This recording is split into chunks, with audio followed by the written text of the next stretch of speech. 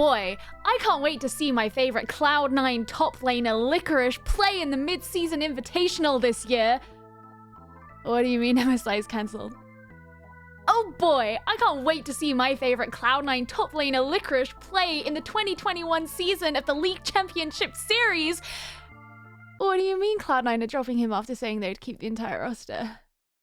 Licorice is one of those players who had a banging career that all seemed to disappear in an instant. In the 3 years he spent on C9, he made the finals in 3 LCS playoffs and attended Worlds twice. Even to this day, the 2018 C9 Worlds roster hold the record for the best North American performance at any Worlds ever. But at the end of 2020, despite C9 saying they were going to keep their entire roster, they ended up going back on it when Riot announced that the NA region was going to be merged with the OCE region, and therefore any OCE players were not going to be considered imports. C9 had an Australian top laner by the name of Fudge in their academy team, and the idea of being able to put him in their main roster without him taking up an import slot was far too tempting. If you look at Licorice's tournament history, there's a reason it's looked like this in recent years, and not like this. After Licorice left Cloud9, he headed over to FlyQuest, where things were pretty shit. Playing alongside Jose Diodo, Palafox, Johnson, and Diamond, Licorice managed to achieve a feat he'd been unable to in his entire time on Cloud9. Not qualifying for playoffs. Actually, they did it twice. 8th in the spring split, 2 short of playoffs contention, and 9th in summer. Not even top 8. This is pretty far to fall if you're the guy who top laned your team into a 4th place Worlds finish, and FlyQuest could see that as well. Within the space of about 24 hours, he was traded over to Golden Guardians for the 2021 season. And it went okay. I mean, actually, the inclusion of Licorice was an improvement for Golden Guardians, who had finished dead last in the 2021 spring split with Niles as their top laner. And from then on, Golden Guardians have never missed playoffs, but only just. They have very much been one of the LCS teams of all time, floating in the mid-table despite their roster moves, never really able to reach the frontrunners of C9, Team Liquid, 100 Thieves, etc. And honestly, Licorice said so himself that he didn't expect to make the summer 2021 playoffs when he first joined Golden Guardians, and yet they did. So since then, Golden Guardians may not have had spectacular results, but they have at least maintained. And then out of nowhere, maintaining became a very sharp upwards trajectory. Golden Guardians, for the first time ever, have qualified for an international event. It's the first time Licorice has qualified for one since 2020, and the first time he's attended one since Worlds 2019. And to get there, Golden Guardians scraped through into the spring playoffs as the 6th seed, defeated the 3rd seed of 100 Thieves, who at this point have the LCS goats of Bjergsen and Doublelift, 3-0'd Evil Geniuses, who just a year prior were decimating the competition as the hot new roster, and then steal a win from FlyQuest, the team who built a roster around one of the best ADCs in the entire LCK, to dominate the LCS this year. This means Licorice will be heading to MSI 2023 with Cloud9. Not as a member of their team, but as a fellow representative of the LCS trying to prove North America to the rest of the world. Just like he did in 2018. There's a lot of cynicism around Golden Guardians and their ability to make waves at MSI, and I get why people feel that way. North America isn't exactly known for being the most inspiring region on an international stage, and sending the 6th seeded team from playoffs may feel like you're not really going to be able to get much done.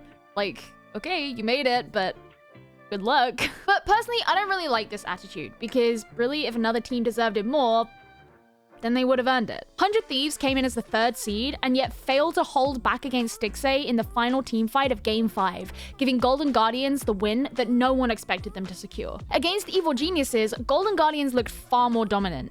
Navigating against a triple marksman comp with a capacity for a tanky frontline, Golden Guardians managed to take the first game with Dragon Soul, with River particularly showing up in the later game team fights, taking away 12 assists for his Wukong. In Game 2, Golden Guardians played it tricky in their draft, forcing EG to blind pick against their flexes of Cassante and Tristana, who ended up being in the mid and bot lanes respectively.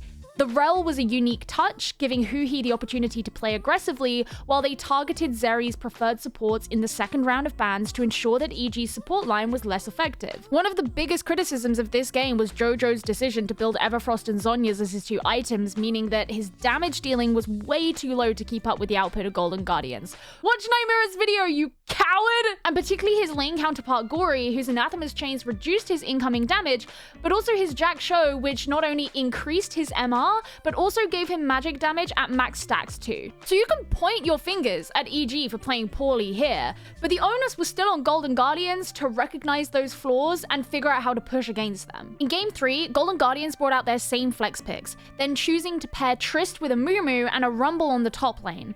The Rumble alone was a comment on Licorice's flexibility, and his aggression allowed him to pull off plays that led to Golden Guardians' 3-0 win over Evil Geniuses. So to guarantee their spot to MSI for the first time ever, Golden Guardians were going to have to beat FlyQuest in the lower bracket finals. FlyQuest came into the spring playoffs as the second seed from the split. One of the biggest storylines of the season so far was how Papa Smithy was working to overhaul the team and the brand, and by bringing in players like Prince alongside veterans like Impact, had so far brought them a lot of success. Not only that, but heading into the Raleigh finals, FlyQuest announced that they would be subbing in Winsome over their support player Ayla, whose performance so far in playoffs had been not so great. The Golden Guardians did not care. They were there to prove themselves, but holy crap. Game 1 was like shoving their bot lane through a meat grinder. Stixxay looked like he was getting ahead when he completed his first item at 11 minutes, way before Prince. But things started taking a turn when Golden Guardians lost their gold lead trying to take a 3v5 for Drake, despite Stixxay being dead at the time. And speaking of Stixxay being dead, he was wiped off instantly in the Baron fight, again making it impossible for Golden Guardians to hold their own. Overall, he finished the game 7-7-4 compared to Prince's 5-6-10. But then in Game 2, Golden Guardians fought back, pairing Zeri with the less orthodox Jarvan and giving Licorice Kennen, a champ he very quickly used to tear forward in gold versus Impact. By the 20-minute mark, Golden Guardians were nearing a 5,000 gold lead. By the 37-minute mark, where Huhi uses Cataclysm with a 4k follow-up from Stixxay to secure the Elder Dragon, they had just passed a 16k gold lead. Excelling in a teamfight comp, Golden Guardians had put FlyQuest into the ground. Game 3 felt better for FlyQuest after ditching their Vicomp for a tanky frontline of Ornn Maokai, and Game 4 looked like it was going to be the one to give FlyQuest their ticket to London. But Golden Guardians said absolutely fuck that. Golden Guardians had a lot working against them. Their poorly managed fight over the Rift Herald sinking the gold lead into FlyQuest's territory, their losing of the first dragon after Prince got a substantial 2k, Stixxay having to Xayah ult to survive in the mid lane, meaning he doesn't have it for a team fight, the constant risk of FlyQuest's Sylas working against their Malphite, thus weakening their frontline. Things started to turn a little when Golden Guardians took Baron around 24 minutes. And not long after that, Stixxay and Gory punishing Prince in the mid lane, taking the tier 2 turret with them. But then, a fight that Golden Guardian looked like they might lose turns completely in their favor with the perfect coordination between Licorice, Huhi, and Stixxay.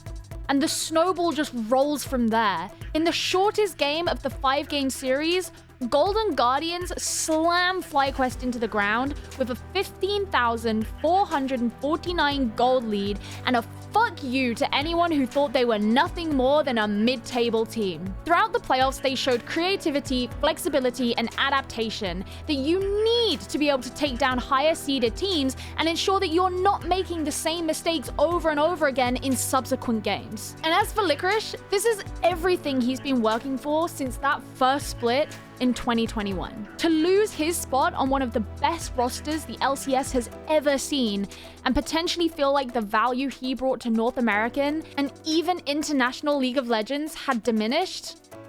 Nah, you still got it. I'm super excited for MSI. It is going to be my first time attending an international League of Legends event. I've been to the LCS a couple of times, but I haven't been to one of the big boys. It's been a little while since I made a League of Legends video, but I've just really been feeling it, and I'm just super passionate about it at the moment. So I really want to make some more of these. I hope you guys enjoyed it. Let me know what you think. I know a lot of people on my channel are here for Valorant, and that's not going anywhere. I just really love League. Let me know what you guys thought and what teams you are rooting for in MSI. 0 points if you're rooting for Genji or JDG, because everyone is probably. And I will see you in the next video. Goodbye.